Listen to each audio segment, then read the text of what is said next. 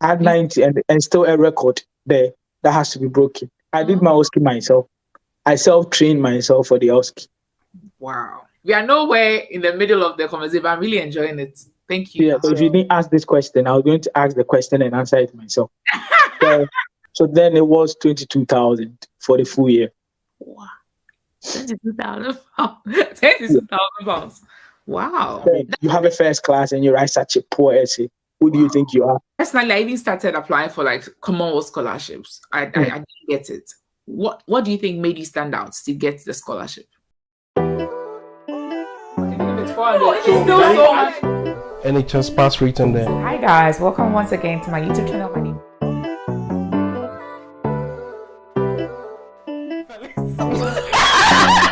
You said it before. Hey, stop that. Hi. Hello.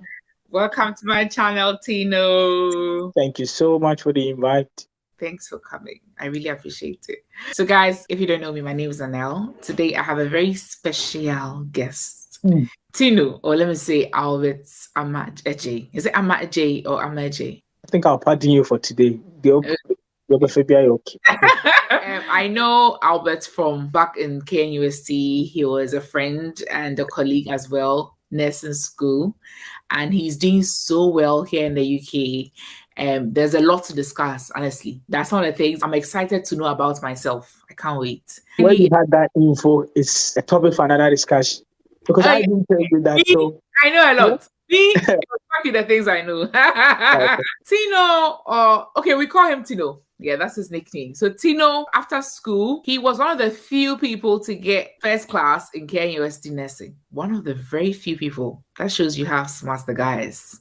And I so much admire him. He has no idea. I know that after school, you got a scholarship to do your master's here in the UK. Tell us about the whole thing. Who sponsored you? What course did you do? What school did you go to? Tell us about it. Lovely. So thank you so much. So the scholarship was a Commonwealth scholarship. Okay. The Commonwealth scholarship comes in two folds. There's a general bit of it that's being managed by some home countries, say Ghana, Nigeria, and most African countries. And then there's a shared scholarship route as well. So that one is managed by the universities. So say whatever university you apply for, they have a slot they send to Commonwealth, and then they do their own nominations, unlike the general one that the country does. So I had the shared Commonwealth scholarship from University of Nottingham. It was actually the third university I chose to study, and I had the shared Commonwealth scholarship here. So the scholarship caters for your tuition fees, gives you stipend as well, and a few more tidbits. So I studied MSc Advanced Nursing, and I mastered in critical care. Wow. So a year program, basically fixed with a lot of courseworks and clinical scenarios. And there should have been a time where we go to the world to have, a touch on observation and skills and things like that. But the stress and things alone of the program couldn't permit us to have that bit. But I did enjoy it, honestly. I know that so many people. I even started applying for like Commonwealth scholarships. I didn't get it. What do you think made you stand out to get the scholarship? I think a lot of people think it's your academic prowess, which could be one, because they categorically say that it's the brilliance of your essays and your academic qualifications as well. I think I did invest a lot of time in writing my essays, because that wasn't the first time I was applying for a Commonwealth scholarship. It's been like my second regret. So this particular one, let me acknowledge this person. I have an uncle who's in Canada, who's a professor in aerospace engineering. Wow. So he read one of my essays I wrote the year before I had the scholarship, and said if he had the money, he wasn't even going to sponsor me with that kind of essays. So he really, I like his frankness. Wow. Okay. He scolded me with, you have a first class and you write such a poor essay. Who do you think you are? Wow. So that really spun me on. I was like, now, if uncle is even saying this. So when I was applying for this Commonwealth, I didn't even tell him. I just wanted to surprise him and let him know whatever he told me. I took it in good faith, and yes. This video. Wow. I like people like that. They push you to do your best. I like people like that. So you think it was your essay for the statements? Yeah. It was the essays, because up to now, I still use bit of it to apply for one or two things. Wow. And then whatever I used to apply, if I really don't even get a post, I will get to the interview stage. So I think it will be the essays for me. And then sometimes too, I'm a nurse and I was applying to MSc Advanced Nursing. It's for you to tailor your application to what you are good at. So say if I was a nurse and I was competing with someone who did public health BSc and was going for the same nursing program, my transcript will show a lot of nursing courses I have done. So then I will be the favorite. So it actually depends on how you streamline your application to what you're applying to. Yeah. So because you had a scholarship, obviously you didn't pay tuition. But if I was coming like a self-funded person, how much was I going to pay as an international student for the same program? So then it was 22,000 for the full year. Wow. 22,000 pounds. 22,000 pounds. Wow. It was 22,000 only. Yes. Share. It doesn't cater for accommodation and your food and tuition. No.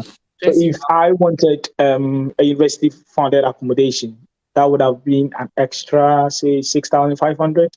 Yeah, but I rented a private accommodation because that's way cheaper. And then that was how. How much was Commonwealth giving you every month as your? So it was 1080. So 1,080. Yes. And would you have to pay for like your accommodation with that amount or? Yes, the stipend was 13,840. So the 1080 times 12 plus other additional should give you that. So you have to manage that money, feeding, clothing, and everything, and living your accommodation as well. You are blessed. Not many people are lucky to get. Let me say thank you. Yeah, I'm blessed. Shout out to Commonwealth for sponsoring our brother Tino. And University of Nottingham. And University of Nottingham. Because yes, the shared bit of it means that Commonwealth funds the tuition fees and University of Nottingham pays my stipend. So that's how it's called shared. So the university plus Commonwealth. Yeah. Okay. That's nice. So how was the program? Was it difficult? Is it very different from the, schooling back in Ghana? What's in it? So if you didn't ask this question, I was going to ask the question and answer it myself. So I saw myself as a very good student who should just blossom wherever they find themselves. But it wasn't so when I started the program. Wow. It wasn't the usual study and pour for the lecturer. No, it was assessing how you're going to apply whatever you've studied. More of reflective account. But that wasn't things we were doing back in school. So I struggled. For my first, my spring semester I was really struggling. So this is what I did. I had a personal tutor. They were so nice. So I had a personal tutor. From your school, like a lecturer or? So a lecturer. So I don't want to mention her name, but I went to her and I explained to her that a lot of things you do here are so different from what I used to do in Ghana. And this reflective account and things like coursework and assignment, I'm not used to it. So how then do I get used to it? Because I want to learn how to write and things like that. And then she just told me, at the end of each class, just narrate what happened in the class.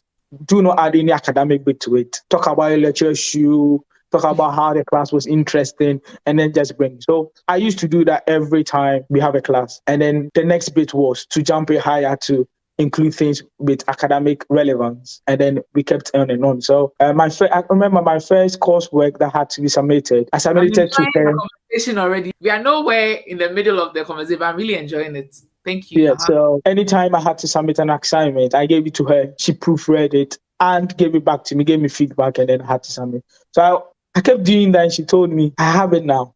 So this time around, I shouldn't send it to her.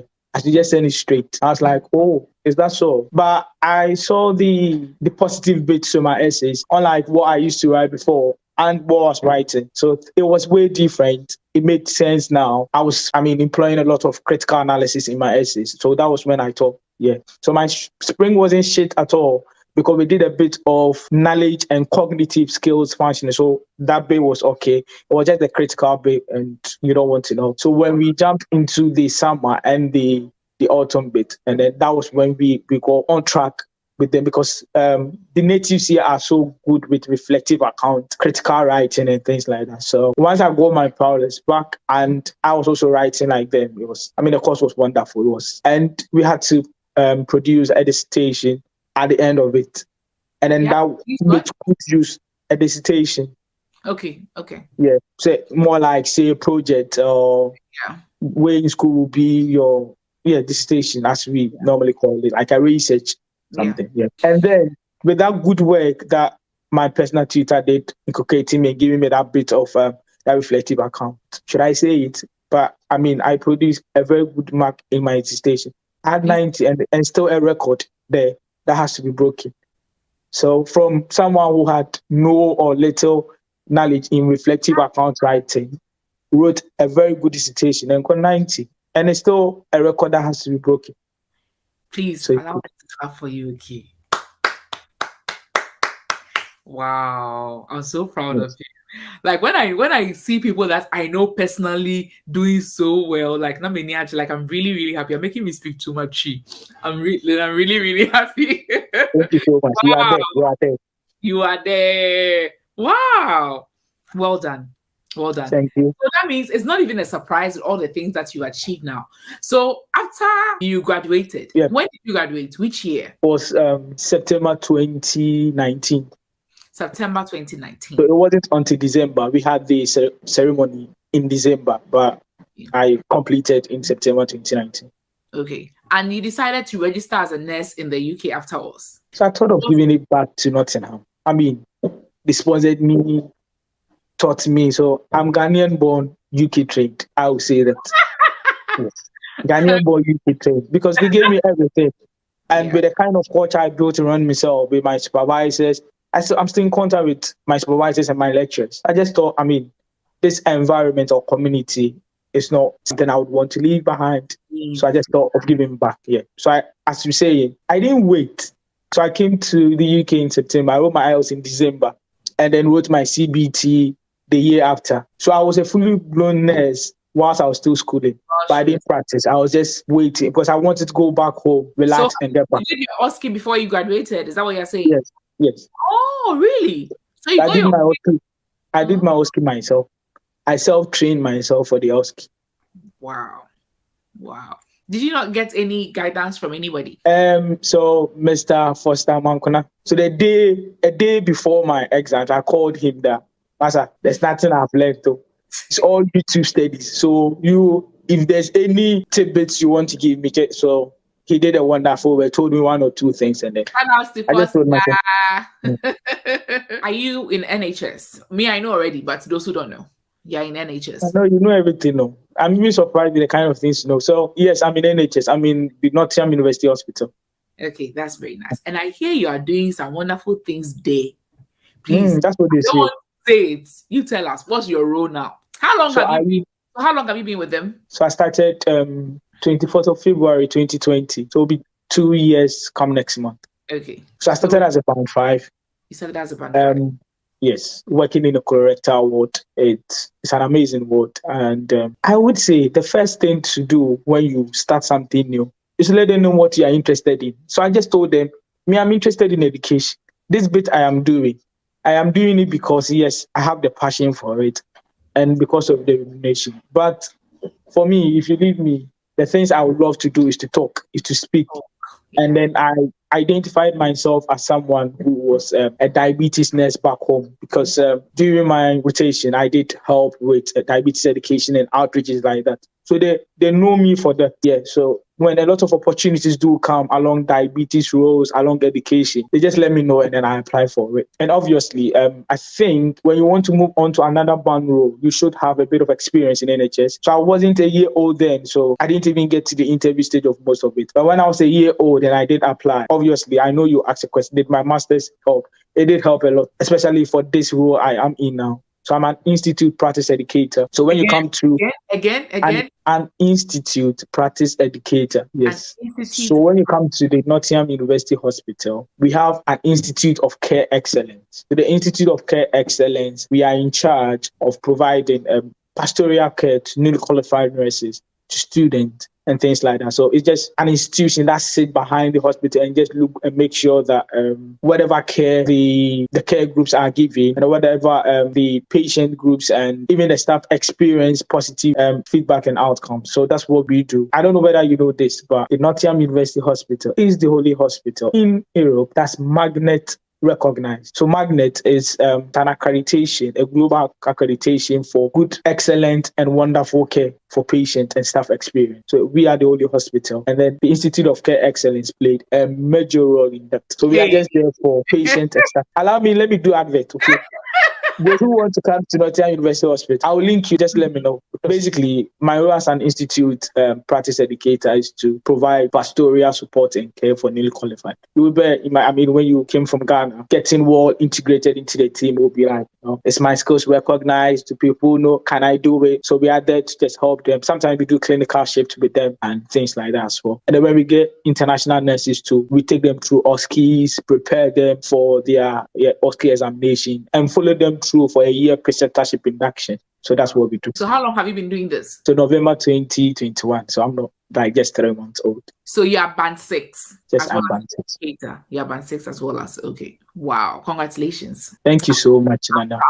So on a regular day, what exactly do you do? Okay. Now, you still go to the bedside to help, or is strictly like educating and orienting newly qualified nurses? So I would say strictly. On my off days, which doesn't count, that's when I do clinical work just to get a bit of the paper. But like yes, I work full time now as an institute practice educator. As I said, we offer preceptorship induction to newly qualified nurses. So I teach I think Nottingham University Hospital, we do the most because I teach something we call acute care skills. So we teach newly qualified to recognize deteriorating patients and what they have to do, escalating care. So it's a 4-day program. So I teach that one. And then we also teach the SSA, Standards for Student Supervision Assessment. We want to enroll more nurses to be practice supervisors and assessors when students do come on placement. And a couple more things as well. So it's basically more teaching. And then when newly qualified, they've completed their 4-day ACS, they do an ACS OSCE just to boost their confidence and then put whatever they've learned to practice. So we see to that as well. But predominantly, it's just to offer pastoral support to newly qualified nurses and return to practice nurses as well. So when you say newly qualified nurses, you mean those who are nursing schools here in the UK as well, or only overseas nurses? So predominantly, it is for those who are transitioning from the studentship role to newly qualified. So the inhabitants, so those who are students in the UK. In the UK, okay. Yes. And then we add our international nurses to it when you're doing it. Yes. Wow. Yeah, just like a lecturer, that's it. So that's that's what I've always wanted to do. So I kind of enjoying it. If I'm not being paid for this work, I'm still happy with what I do because involved talking. Yes.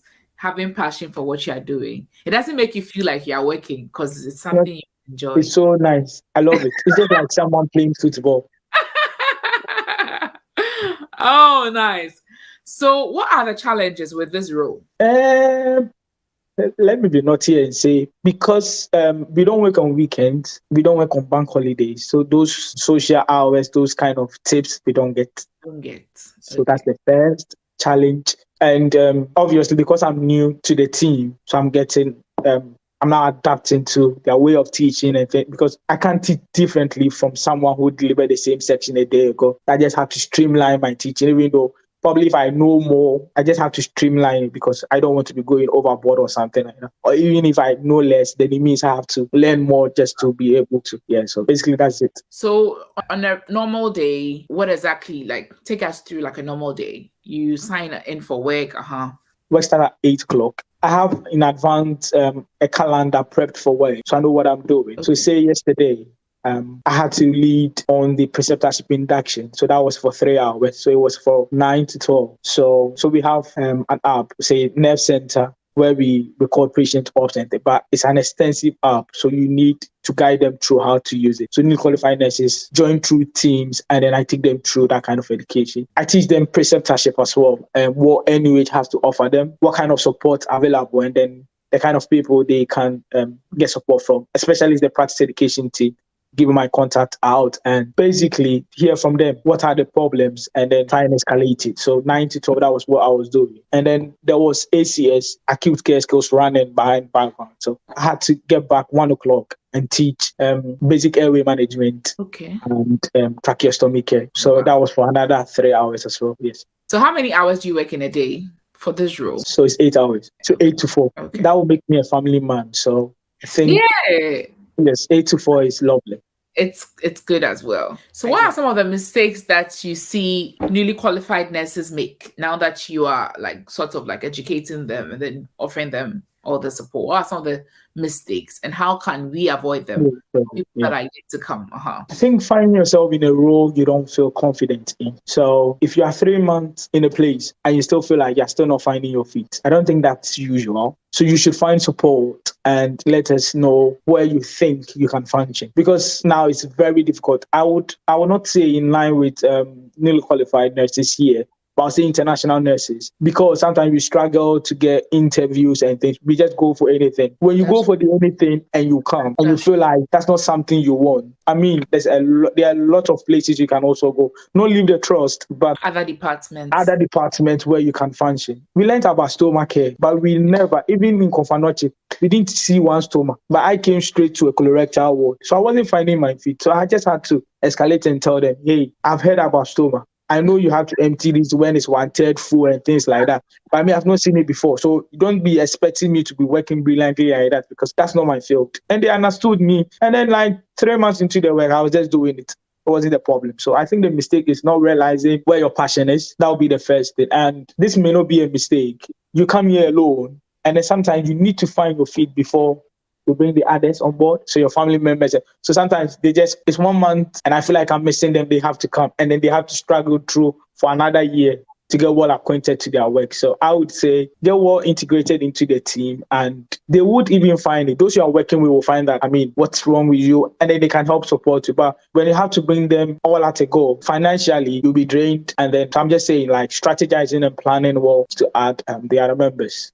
That's nice. That's really nice. So what are your aspirations going forward? Ooh, if you didn't ask this, I'm going to ask it and then answer it myself. So I would always speak praises of Nottingham University Hospital because they are currently offering ethnic minorities to enter into academic roles as well, academic career roles. So I identified myself. So as I said, wherever you find yourself, let them know where you are good at. And then when an opportunity comes, they're obviously going to fall back to you. So I'm currently on this clinical academic program. So this clinical academic program is a 6-day program where you would have experienced doctors and academic doctors talk to you about research and talk to you about most of the clinical academic courses that exist as well. And then we have the Florence Nightingale team also coming to lead us on some of the leadership skills that will be necessary when you get up there. So my aspirations, I'm not stopping here, obviously. I know. I will be doing my PhD anytime soon because, yes, doing my PhD and enter into a more, not managerial, but a more lecturing role. I don't want to leave the clinical work. I love it. I want to protect my PIN because that actually brought me here. Going to a higher education institution to lecture will be something I would see as an aspiration and wanting to do. The more reason why I had to do my PhD. So hopefully PhD very soon. And this may not be an aspiration, getting married very soon. And yes, teaching in a higher education institution and probably climbing onto a more managerial role. Where I am now, I think from band 6 to band 7 should be this way, just so we can have more money as well. Yes. Oh, I really enjoyed this. If somebody wants to contact you for coaching, maybe the person has written their statement for application, the person just wants you to read through, how can they contact you? It's something I've always been doing. Even before you called, I was editing someone's personal statement. So, so albert.amagyei at I'm sure you can share it. Albert.amagyei76@gmail.com. That will be my personal one. Or albert.amagyei@nuh.nhs.uk. So that will be my work one. Yeah. And Tino is a lovely person. I'm very sure he'll be willing to help you. I love to read personal statement because it broadens my skills and knowledge as well. Yeah. And then I'm able to fish where, oh, you said this, but you could have said this as well. And then your application become much better. I mean, let me blow my horns a bit. I've edited lots of personal statement. I've got about 2 or 3 people here who are studying, so It's good. Wow. Well, Tino, you know what I feel like? I feel like after your PhD, probably you're lecturing, you have this big post at the University of Nottingham. I will come in person to interview you one day after your lecture. That would be nice. I can't I wait. mean, I would call you that I'm lecturing. So if you don't mind, I'll finish this time. Come around. Yes. I so much. It'll be nice. You have no idea. You are doing so well. You are giving us a good image as overseas nurses. Honestly, you are giving us a good image, and God bless you. And may God take you to the heights. Thank you so much for coming. Amen. So please tell them to subscribe. They have to. So let me say thank you too. You are doing so well as well. Your page is very informative, slightly, especially with your smile as well. So viewers, don't just only watch. Can you please subscribe? Send a link to a friend, to a friend, to a friend. Let's get to like 1 million. Amen. If Ronaldo and Messi are all getting the 1 point, I mean, this is very informative as well. So please, let's subscribe. Thank you so much. Bye. Bye. Thank you for having me. Bye.